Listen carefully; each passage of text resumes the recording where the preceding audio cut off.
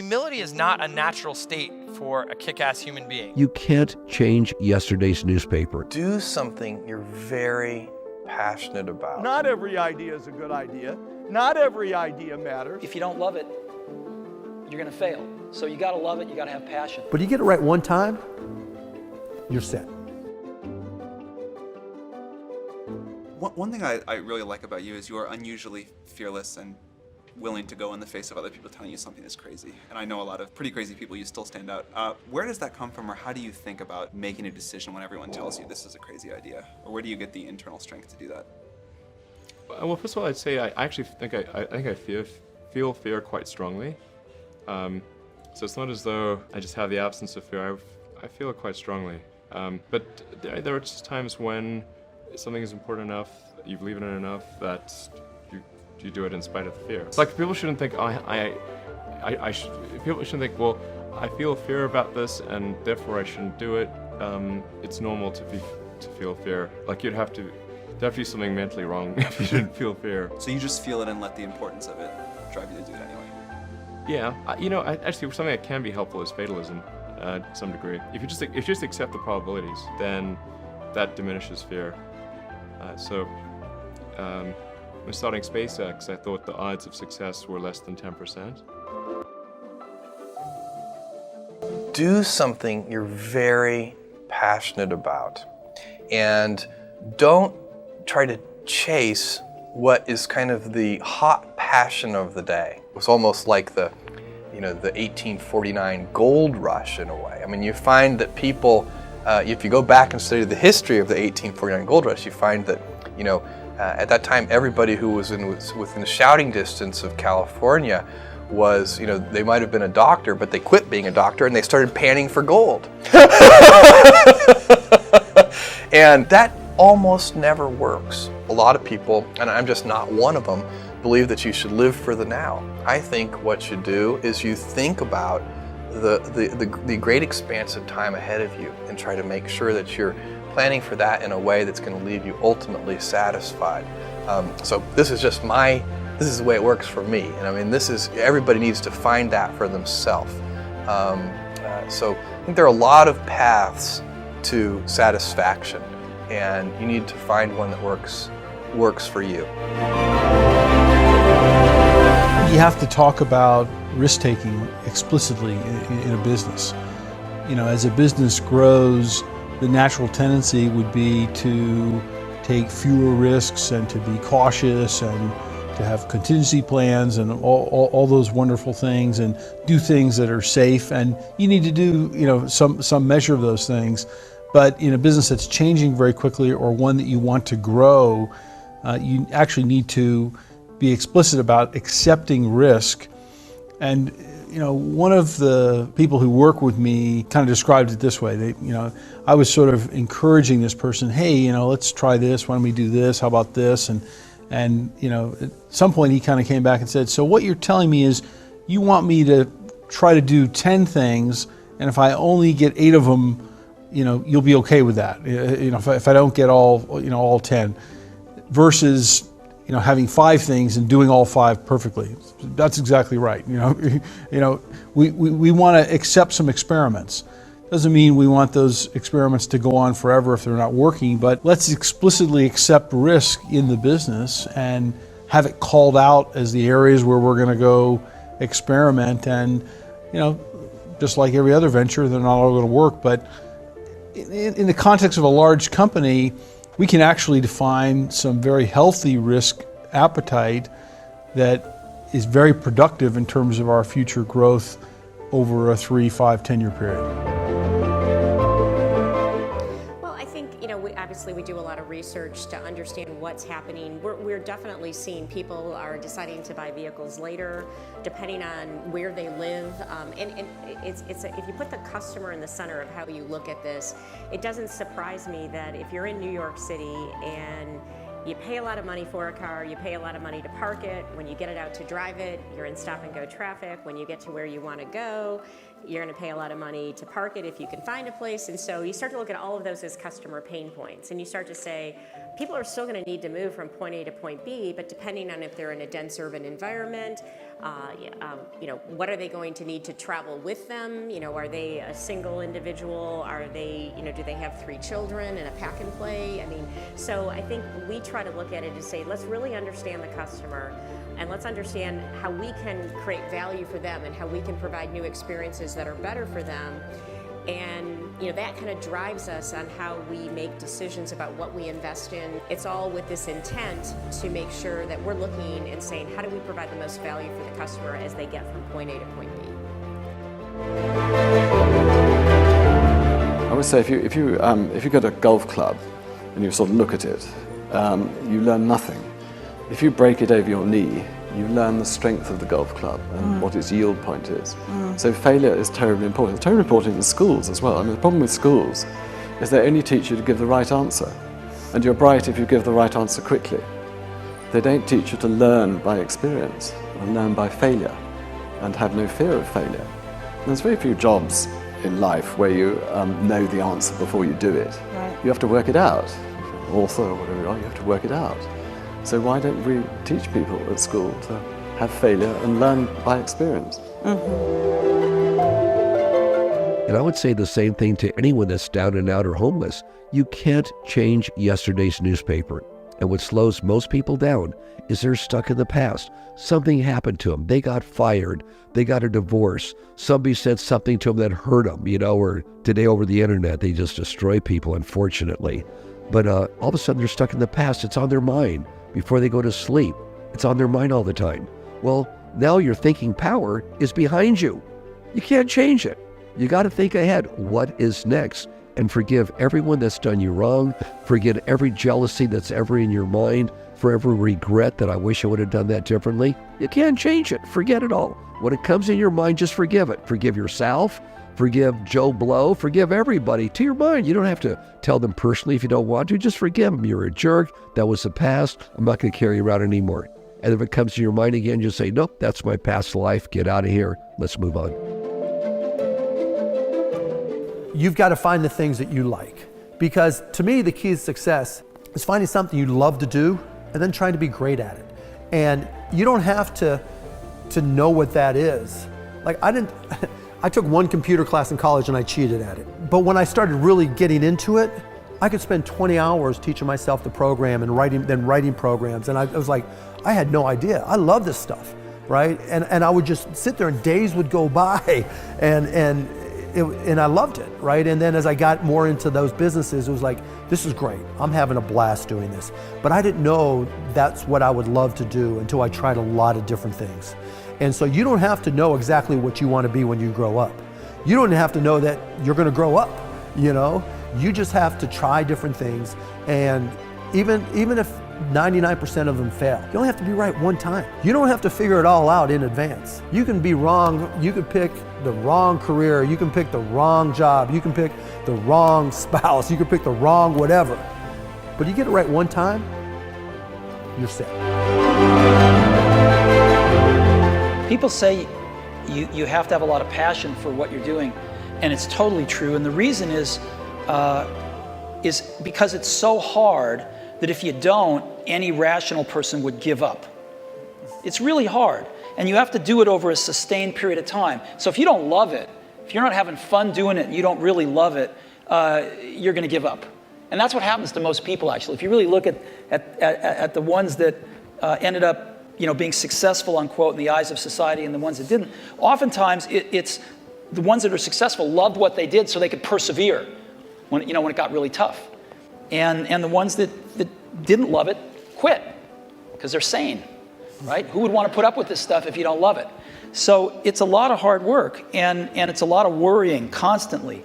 And if you don't love it, you're going to fail. So you got to love it. You got to have passion. There are no wrong paths. There are none. There's no such thing as failure, really, because failure is just that thing trying to move you in another direction. So you get as much from your losses as you do from your victories, because the losses are there to wake you up. The losses are to say, fool, that is why you go to school. What's the best piece of advice you ever got? That.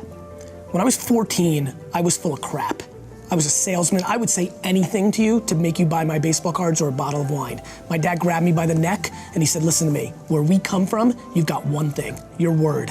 And that one moment, easily, my mom did most of the work. My mom did most of the work. My dad was at work.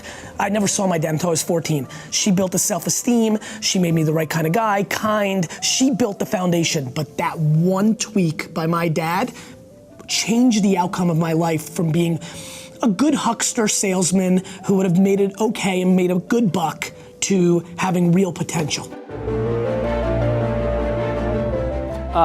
You have to be authentic. I mean, you've got no hope if you try to pretend to be Reed Hastings or Mark Zuckerberg or Bill Gates or whoever you want to think your CEOs are that you've met.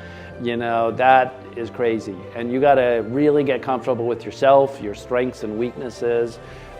People are inspired by authenticity, and I'm just surprised how many people feel like they're acting or try to act. And you may be a really quiet person, and that's fine. But if you have that fierce will, that desire for the institution, the company to be great, and your own role in that is secondary, and you authentically express that in whatever ways you do, then you'll be greatly accepted, okay? And so that's all it takes, is to be authentic and not try to be something else, and to fundamentally care at your core about what's good for the company. And if everybody knows and you act in the notion of what's good, as best as your judgment can tell, what's good for the company, they will see that, and people will follow you, and they won't be cynical. It's when you hide things, it's when you pretend, that you lose trust very quickly. You know, I always think that you should start with the problem that you're trying to solve in the world, and not start with deciding that you want to build a company, right? I mean, the best companies that get built are things that are trying to drive some kind of social change, even if it's just local in one place. You know, more than starting out because you want to make a bunch of money or have a lot of people working for you or build some company in some way. So, you know, I always think that this is kind of a perverse thing about Silicon Valley in a way, which is that, you know, people decide often that they want to start a company before they even decide what they want to do. And that just feels really backwards to me. And, you know, for anyone who's had the experience of actually building a company, you know that you go through some really hard things along the way. And I think part of what gets you through that is believing in what you're doing and knowing that what you're doing is really delivering a lot of value for people. And that's, I think, how the best companies end up getting made. I was in a board meeting when I was about 50 years old, and the director said, and I think I said, is that good news or bad news? And one of the directors said, come outside, Richard, a minute. So came outside and he said, you don't know the difference between net and gross, do you? So I said, no. He said, I thought not. Anyway, I brought a sheet of paper. So he brings out this sheet of paper, and he has some colour pens, and he colours it in blue, and then he puts a fishing net in it, and then he puts a little fish in the fishing net, and he says, so the fish that are in the net, that's your profit at the end of the year, and the rest of the ocean, that's your gross turnover. And I went, got it. And I was ever since then, I've been name dropping net and gross to people who obviously know full well what it is. But the point of the story is, it really doesn't matter. I mean, it's a good idea most likely if your chief accountant knows, but you know, for somebody who's running a company, what matters is can you create the best company in its sector. You know, if you're going to create an airline, is it going to be palpably better than the rival airline? If you create a cruise company, is it going to be palpably better than the other cruise companies? If you're going to create a train company, is it going to be palpably better than what's gone before? And if it is, then at the end of the year, it's likely that more money that will come in than goes out, and then somebody else can add up the figures. So I think, you know, to run a business, you know, yes, it helps to add up, it helps to subtract, it helps to multiply. You know, so if you can do those three things, you can run a business. If you can't do those three things, I wouldn't worry too much. You find somebody else who can, just go out and create something that's going to make a positive difference to other people's lives. When they finish, I'm going to let each one of you pick out the car of your choice. Sounds good, doesn't it? Pick it out, any color, you name it. It'll be tied up with a bow, and it'll be at your house tomorrow. And you say, well, what's the catch? And the catch is that it's the only car you're going to get in your lifetime. Now, what are you going to do knowing that that's the only car you're ever going to have and you love that car? You're going to take care of it like you cannot believe. Now, what I'd like to suggest, you're not going to get only one car in your lifetime, but you're going to get one body and one mind, and that's all you're going to get. And that body and mind feels terrific now, but it has to last you a lifetime.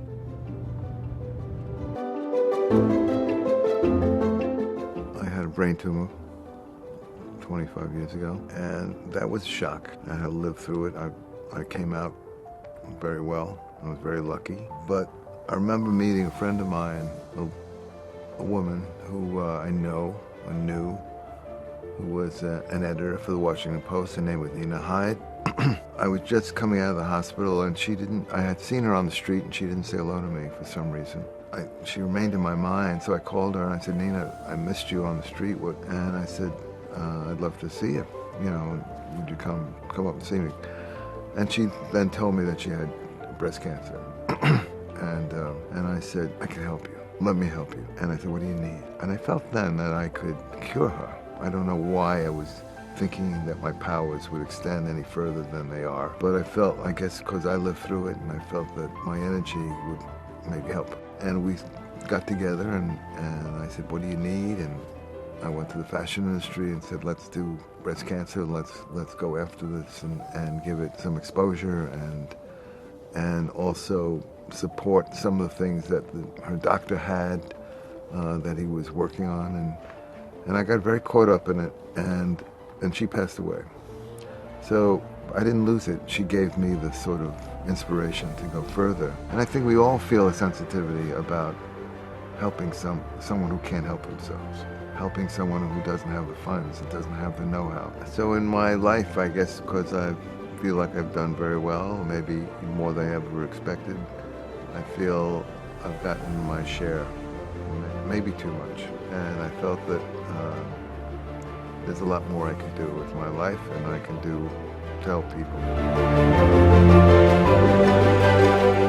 I'd say a few things that I've learned and what served me well. First of all, nothing beats good hard work. I know that sounds really trite, but I came to my adult life or my career with a modest intellect, but a tremendous work ethic, and that served me extremely well. With that came a real desire to do well, but I knew in order to do that I had to be well prepared too. So I'm a student. I learn a lot. To this day, I try not to go into anything cold. I try to learn. It also, by the way, one of the most helpful things in terms of making decisions is accumulating knowledge, is making a decision not by shooting from the hip, not by winging it, but by learning enough about something to either form a knowledgeable opinion or to make a decision based on knowledge that's accumulated. And I think along the way, more than anything else, that has probably contributed to where I am today. The opportunity in this country is astounding. Everyone who works hard and maybe a little cleverly has the opportunity to make almost anything possible. And that's the American dream, that anything here is possible. We are not held back.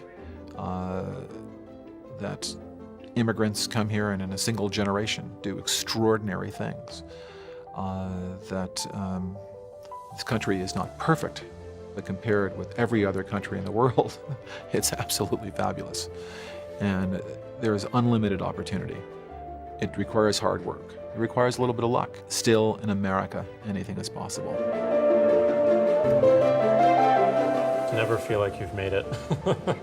You have to constantly innovate, you have to constantly push yourself, you have to constantly raise the bar. I learn something new every single day, and if we stop that, we would just build a small, interesting business, but we want to build something that really speaks to the world. I think the biggest thing to do, the hardest thing to do is start. You have all these ideas, and everyone has an idea, but it's really about executing the idea and building the idea and attracting other people to help you work on the idea. That is the biggest challenge. But the way to begin is to get the idea out of your head, draw it out, talk about it, program it if you're a programmer, or make it if you're building something. Is there a first mover advantage in general in technology? I think there is, but I mean, you see with any technology that there is always room for disruption, even with the supposed first movers of 5 years ago, right? So like, MySpace, as an example, was a first mover in many regards, and then Facebook came in and was another first mover. But so it's a question of like the features and the particular disruption that they're going after. So at the end of the day, you can't rely on being a first mover. You can't rely on being first. You just have to rely on constantly bettering yourself and constantly, staying ahead of the game. First of all, I have a terrible memory. I'm very unreliable. I'm incredibly forgetful. I need people around who will take care of a lot of things that for me. In other words, I need handlers. And people who are meticulous and organized. And those are those would be the major. I miss, by the way, like at any time, I believe that I'm missing a lot. Like I look at, there's so many things that I'm not seeing. The one thing that's good about that is that I know that I'm not seeing them. And so that's why I keep going to other people who I find see differently. And that's my biggest advantage. My biggest advantage is not what I know. What I know is a small percentage of what I need to know. My biggest advantage is that I know that I don't know a lot, and I'm worried about not knowing, and that I know how to speak to people who might know a lot, and then have that process. And then through that, I learn a lot, and I minimize my chances of harming myself because I don't know. I think it gives a great example for if you love something and your agenda is to be successful and to win, it's a certain price you have to pay and it's a certain accountability you have to hold. This is a very critiquing period, of this world, to where your intent may be viewed, and we're going to try to make sure the intent is portrayed in the right way. But that doesn't mean someone's not going to interpret it totally opposite of what the intent may be. And then it's going to be up for scrutiny and up for conversation and criticized and blah, blah, blah. I'm not worried about that because, at the end of the day, my heart, my soul, my dedication is in the right place. Our company's built on people.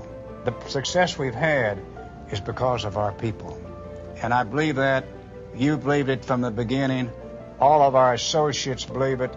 We've made partners out of our folks rather than employees, and they know that we've been sincere in trying to share the profits with them, and they in turn have worked harder than our competitors.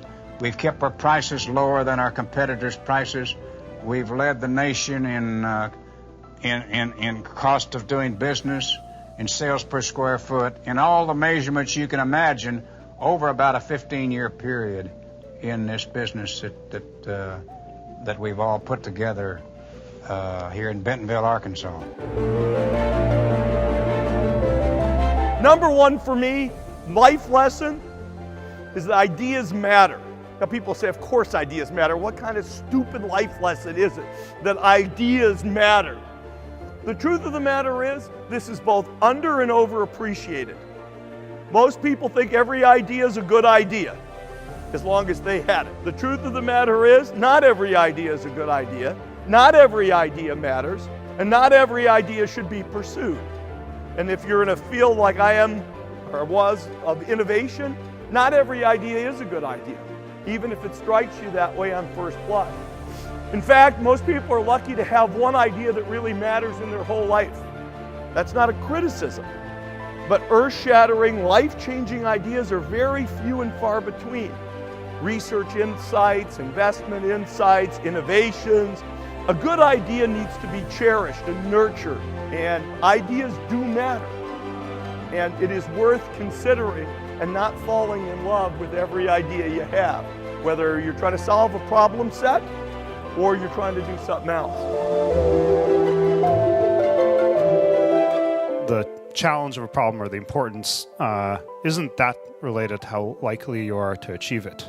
And in fact, even when you go after a more ambitious goal, even if you fail to achieve that one, all the side effects that come along the way can be that much more rewarding and significant in their own right. And so, I feel lucky that I fell into doing something that I feel really matters, getting people information around the world about anything. I wish there was a way to convey that to the world at large. Obviously, all of you already have this religion, but it's very rewarding when you work on something you think is going to make a big difference. Yeah, it's a little bit harder, but I think the passion that one might bring with it brings so much more energy to that you're more likely to succeed. Even today, as big as Nike is with over 60,000 employees, the key thing is people. So when you're starting out, obviously, getting the right people that's life and death. And then not only the right people, but getting them to work together and work for a common purpose. I've always said 2 9s working together will beat 2 10s working apart any day. When I started Microsoft, I didn't think of it as all that risky. I mean, I was so excited about what we were doing. It's true I could have gone bankrupt, but I had a set of skills that were highly employable. If you're going to start a company, it takes so much energy that it better overcome your feeling of risk. I don't think that you necessarily, if you're going to start a company, should do it at the start of your career. I think there's a lot to be said for working for a company, learning how they do things. Along the way, I realized that the candor, the authenticity, the vulnerability is what actually attracts the other people to you. It's the insecurity roots you in this place of showing you're impervious, that you've got all the answers. But what that does is it renders everyone around you helpless. They're just like, fuck, I'm not valued here, right? And so when you start to admit, like, I don't know what I'm doing, I need some help, then people start attracting you and working with you. I mean, I have a principle that I guide my life by and I try and teach this to our entrepreneurs called bold humility. There are all these business books that say, like, hey, be humble, be humble, be humble. But humility is not a natural state for a kick-ass human being, right? Like, if you're here, you probably kick a lot of ass at something. You're probably the best at something. You have ambition, you're a risk taker, you have learned to hack, you're a good talker, you have, through the gift of gab, wound your way into an amazing situation. You hustle, hustle, hustle. And I feel like it's unnatural to apologize for that. But where we get into trouble is when we feel like we have to extend that to the shit we don't know. And we have to feel like we've got it all covered. And so I think I have had such a great, I don't know if I would have learned this authenticity if I didn't have Twitter and the replies being like, that means a lot to me, go for it, And that's why I kind of live a lot of my life in public, as I feel I draw a lot of strength and reassurance from the public being like, look, that moment of failure meant a lot to me and I identify with it. We can all perform at 90%, but you want people to get to 100. And to get to 100, you have to be inspired by something. You have to be working for some greater cause. There has to be some reason for doing it that's beyond the just being excellent at something. That's about leaving the world better than we found it. And so that's our gravitational pull. That's our North Star.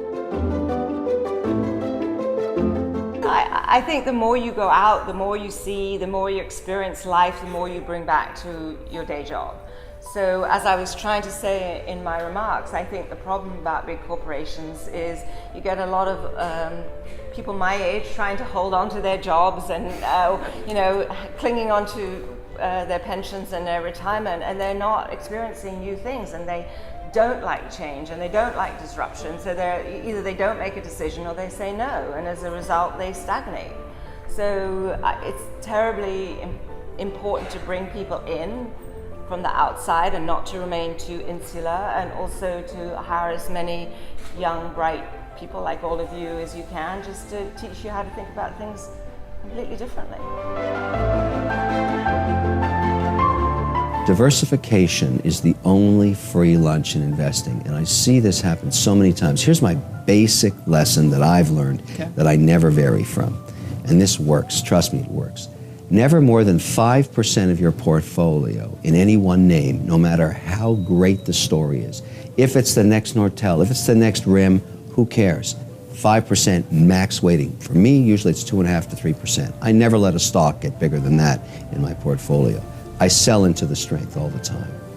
Secondly, never, ever, ever more than 20% in any one sector. So if you love gold, you just can't get past 20% of your net worth in gold, or energy, or any other sector, or financial services. So good sectoral diversification is crucial.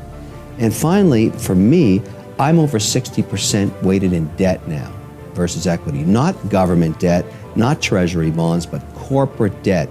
Remember that a BB or BBB bond is serviced before they pay the dividend on a common stock. So I like to own right up the balance sheet. So I own a lot of prefs, converts, senior debt, floating rate notes. I love that stuff because when they get upgraded, I get capital appreciation. Meanwhile, I get a check. The key to life is the check coming in. It's the cash. If you always, always, always look at the free cash flow, this will keep you safe. One of the hardest things, like if you're trying to become like a great basketball player, get a fucking mentor. There's plenty of people who have spent their lives, like, you know, NBA players or college players at a high level. Get a mentor. Anything you're doing, if there's someone who, if you can get a mentor, get it. It's like that guy that I took from 20 grand to 400 grand a month. Like that would take him like a decade on his own. And I was just like, here you go, just do this, you know, once a week for 8 months. And that's the thing. Yeah, for what I did, no one has done it. And so there's never any point where I could have a mentor that could help me. And I don't even know what you were saying that inspired this, but it is something that's like a pet peeve of mine. Like, bro, it's a mentor's a fucking cheat code. If you're in an industry where you can get one, get one. Like people, like a lot of people enjoy, if they're really passionate about what they do, they enjoy talking about it. They'll mentor you for free just because it's what they love. But what's fascinating about a guy like you is you didn't have a mentor and you became one. Exactly. Like you figured the system and out. my point would be like, if I knew what I knew now, like 3 years ago, I mean, I'd be on 500 million subscribers or whatever. Like my growth would have been so much more extreme. It's like knowledge is just so OP, and like that's like, I don't know, just one of my things that I just really want to drill in your fucking heads. It's like, if you're in an industry where there are other experts, like just have them teach you what they just spent the last 20 years studying. Don't you go on your own 20-year journey. Like just learn from them, then start your journey. You can learn so much from people that have already accomplished things. You can.